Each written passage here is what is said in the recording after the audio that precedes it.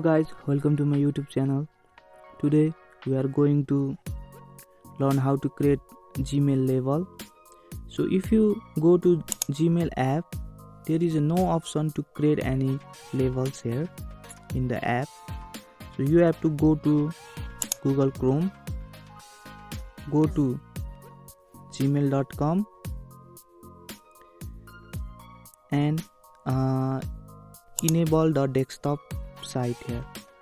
If I've already enabled it, so it will look like this. You can just zoom in and out. There is a label option in the left hand side. Click on plus and create a label of your choice. Create. So the Facebook label is already created here. So if you go to the Gmail app again and reload it once,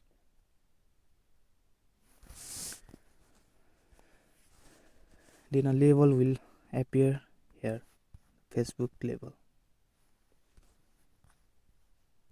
Thank you.